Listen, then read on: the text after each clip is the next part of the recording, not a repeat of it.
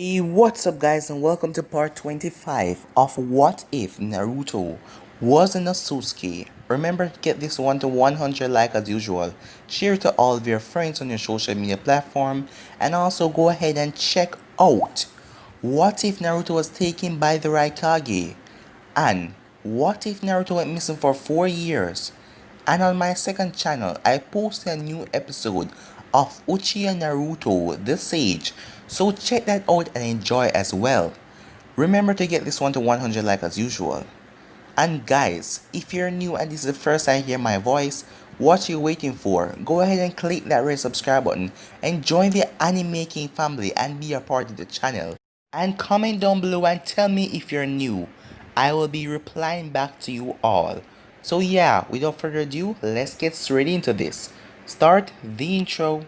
You can change.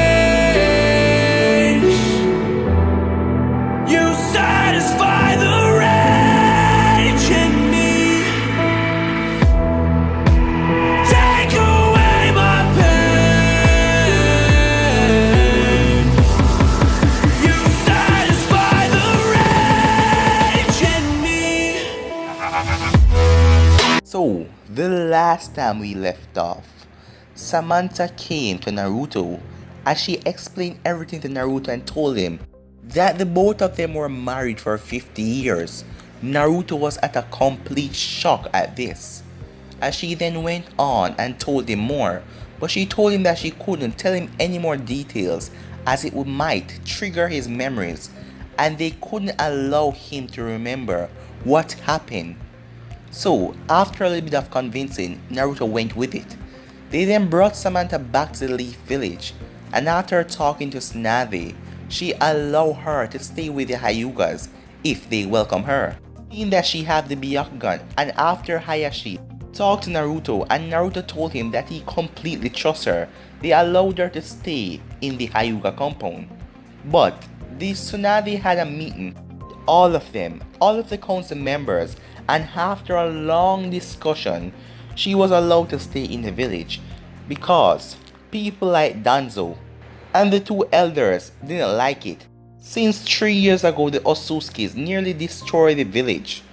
So with that, Samantha helped Naruto train as she told him that she already know all about his Rinnegan and his power, that he showed it to her when they were married. So she really know everything about it, and she's going to reteach him back everything. And now that she fixed a seal on his forehead, there is no chance of him remembering anything. So that was the last time we left off. If you guys haven't yet, switch across to the playlist and check it out for yourself and enjoy. So let's start this new episode. We start this episode early in the morning as the sun rises in the sky, shine over the beautiful village of Konoha, and the rays of the sunlight shot at Naruto's window and hit him in the eye as Naruto turned and tossed on his bed. He then heard his door open as he sensed Samantha, as he waited for her to call his name or wake him up.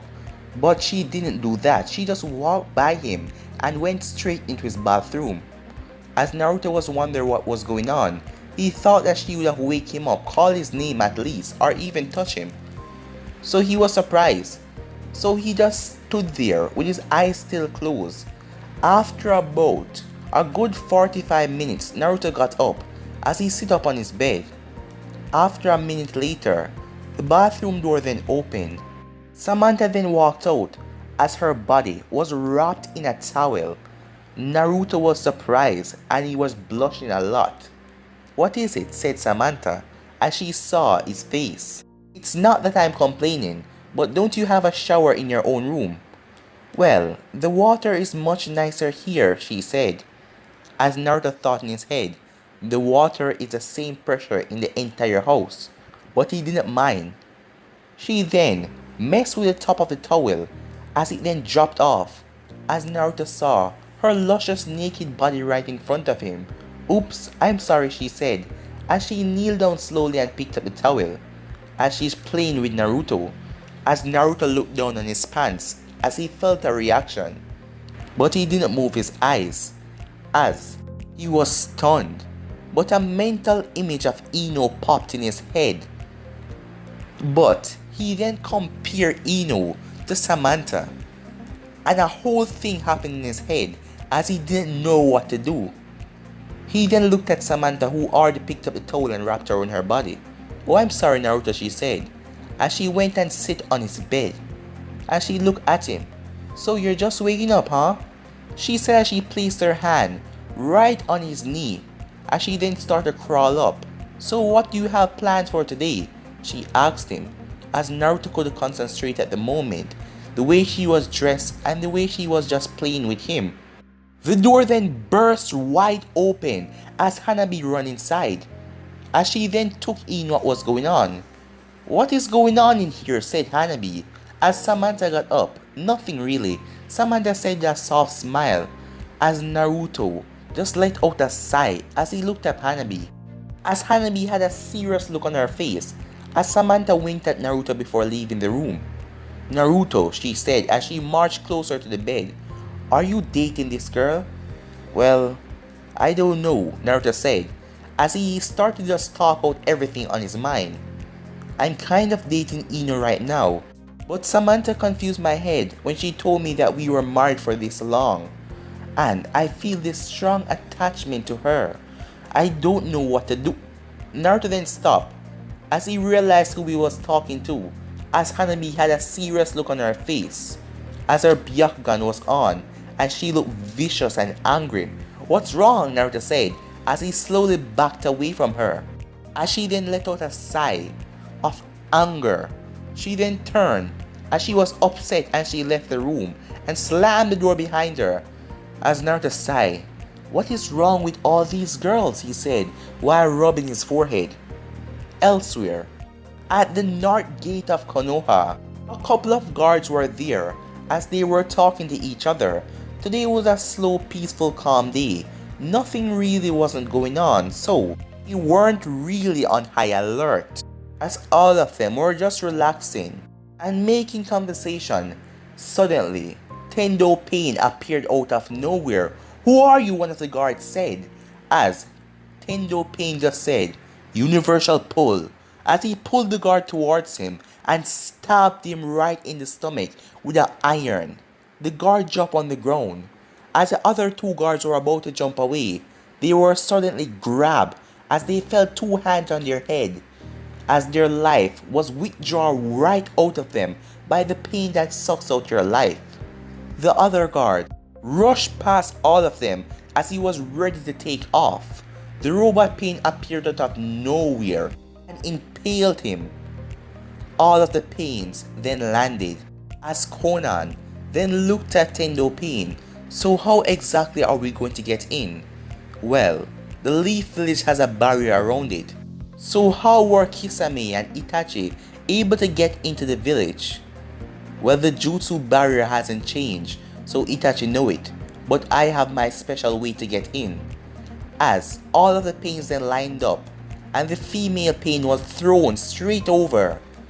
She then came inside the barrier as everyone in the barrier room. "What was that?" "Someone entered the village illegally," the one of them said. "Yes, we must inform and have envoys check it out." As the female Pain then did the re-summoning and summoned all of the pains into the village. "Scatter," Tendo said as all of them scattered.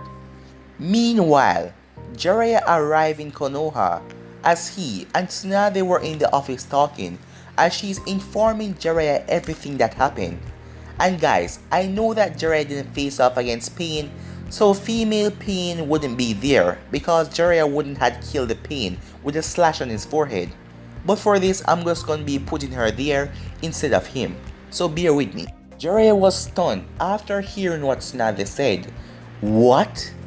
Naruto was married for 50 years? I can't believe it." "Yeah, I know, right?" said Tsunade. "How do we even know if any of this is true?" asked Jiraiya. "Well, Naruto trusts her 100% and she's done nothing but help him. She's showing him how to master his Rinnegan completely, and if Naruto get a hold of that, he will be unstoppable. None of the Akatsuki would be able to take him. And as you had found out, the leader of the Akatsuki also possessed a Rinnegan, but Naruto Rinnegan is quite different from his, and I believe with the proper training, Naruto will be able to take the leader down, as he already proved that he's far stronger than an S-rank ninja. He's even stronger than you, said Tsunade as she looked at Jiraiya. Jiraiya huffed, even though he knew that Tsunade was telling the truth. Right now, Naruto far surpassed him. Suddenly, there was a huge boom as both Jiraiya and Tsunade turned their head. As the village, smoke started to erupt. What was that? Asked Tsunade. I don't know, but you stay here. I'll go check it out, said Jiraiya, as Jiraiya hopped through the window and headed off in the direction. Everyone was running for their life and screaming as the village was being ransacked and destroyed. The female Pain had summoned her summonings and they were destroying the village. Meanwhile, back at the Hyuga compound, Naruto got out of bed as he put on his shirt. What is this? He said as he felt a strange feeling. What is this? As he then put on his shirt and headed out to the door. As he saw smoke, it was a distance away, but he was wondering what was going on. Then there was another boom as he saw another smoke going up in the air. What is that? Asked Hinata as she came out of her room and stand beside Naruto. I don't know, said Naruto, but it must be trouble. I'm going to check, he said as he rushed past the guards and headed out. As Naruto was moving towards the village with top speed, as he was going to where all of the attacks were happening. Naruto arrived in record time as he saw a giant creature, a summoning, rushing towards him, the orange one, with lots of legs. Naruto quickly dodged the creature. As he built a Rasengan, the creature was too long to move out of his way, as Naruto slammed the Rasengan down on the creature, causing it to explode in a puff of smoke. What exactly is going on? Jiraiya then appeared beside Naruto. Naruto, it seems that the village is being under attack. By who? Asked Naruto. Meanwhile, Tsunade was on top of the Hokage's tower as Tendo Pain floated down. Akatsuki, said Tsunade as envoys were surrounding her. Who are you? She asked. I am Pain, he said. I am the leader of the Akatsuki. So you're him, she thought. What do you want? She asked him. I came here to give you a proposition. Give me the nine-tailed Jinchuriki, and I won't have to kill you all. Huh? Kill us all? You really have no clue, don't you? Have no clue about what? Pain asks. How strong Naruto has become. It doesn't matter how strong he has become. The nine-tail will be captured, and the tail beast will be taken away from him, reducing him to death. Well, we will just have to see about that. She then looked at one of the envoys. Go and get Naruto, quickly, as the envoy nodded and rushed off. Seeing that me and the Nine-Tails are going to be fighting, and he's not right here at the moment, I need a fighting arena, Pain said, as I must show this village pure pain. No pain, feel pain, he said as he floated up into the air. Pain, what are you doing? Asked Tsunade. You will find out shortly. As all of the other Pains retreat out of the village as they vanish. Along with Konan, they went outside the village. Why are you doing this? You know how much chakra that jutsu used. Why are you going so far to destroy this village? This is my personal pain. No, said Konan as all the Pains fall over. Meanwhile, Pain pushed out his hands. Almighty push, he said, as the entire village, him in the center point, started to be destroyed as everything started to be blown back. Naruto turned as he saw the effects and everything coming towards him. He quickly activated his Rinnegan, as he then slammed his hand on the ground as a white barrier appeared, as he created a wall, stopping Pain almighty push. Most of the village was already destroyed, but at least it wasn't bad like Canon, as Naruto released the barrier. What is this? Who did this? Naruto cursed as he looked at the village pure destruction as people could be heard crying out and suffering. You will have to worry about who did this later. Ulti Shadow Clone Jutsu, Naruto said as he summoned a bunch of clones to go and help the civilian peoples, as Naruto set his sight on the person in the center that caused all of this as Jiraiya went with him. Meanwhile, the envoy arrived at the Hyuga mansion, which was totally fine, but the Hyugas know that something was going on as Hayashi was at the front gate as he was waiting report from one of his Hyugas that he sent out to find out what exactly was going on. An envoy then arrived as the envoy asked Hayashi for Naruto. What do you want with Naruto? Hayashi asks. Well, the leader of the Akatsuki Pain is here and he wants Naruto, and Tsunade told me to contact him at once because he's the only one who can defeat Pain. So, Naruto is going to fight? Asked Samantha as the envoy nodded as Samantha then started to float up as she fly towards the battleground. Meanwhile, Hanabi was sneaking away because she heard all about this and she was concerned about Naruto as Hayashi told the envoy that Naruto wasn't here. Seeing that Naruto must have sent something, Naruto was probably already on his way to face off against his Pain. Meanwhile, Naruto finally arrived as he saw the man that caused all of this destruction. He then saw the other Pain landing as they went in a formation. Who the hell are you? Naruto said as pure anger was written on his face. As he then saw Tsunade as she looked all battered up and he noticed the diamond in her forehead could barely be seen as she has used her summoning to send around her chakra to heal the people of the village. But because Naruto stopped the almighty push and it didn't go so far, so she didn't use so much of her chakra, causing her to turn old and passed out. Naruto looked at Pain. Tsunade, you need to go rest. Me and Jiraiya will handle this, Naruto said as he looked over at Jiraiya. Yeah, the kid is right. As Naruto then ran through hand signs as he summoned one of the toads.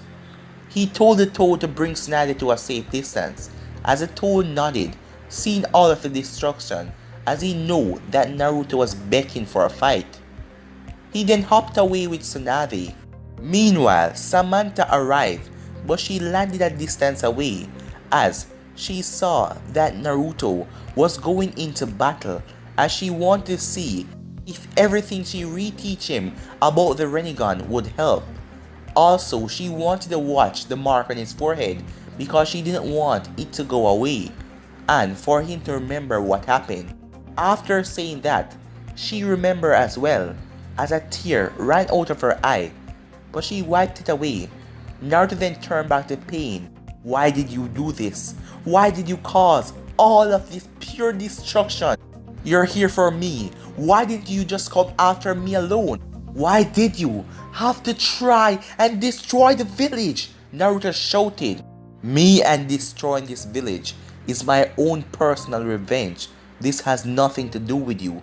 You come here and try to destroy my village, kill my friends, my family, and said it has nothing to do with me? As Naruto's eyes quickly turned into the Rinnegan, as he looked at Pain with a dangerous glare, as he then held out his hand and a small Rasengan formed, as he held it over his head and it started to get larger and larger and larger as Naruto was pumping chakra. I'm going to destroy you all at once, Naruto said. As he and the giant Rasengan vanished, Naruto then appeared in split seconds, faster than the Pain eyes could see. Supermassive Rasengan, Naruto said as he came down with full force. The Pain that absorbed your life quickly grabbed the female Pain as all the other Pains jumped away. As he flinged away the female Pain and Naruto slammed his Supermassive Rasengan right into him, making contact. Naruto then jumped back as it exploded the area.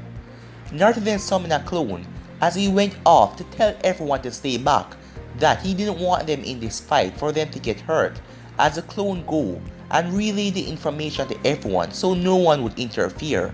Kakashi, everyone, all of the Jonins.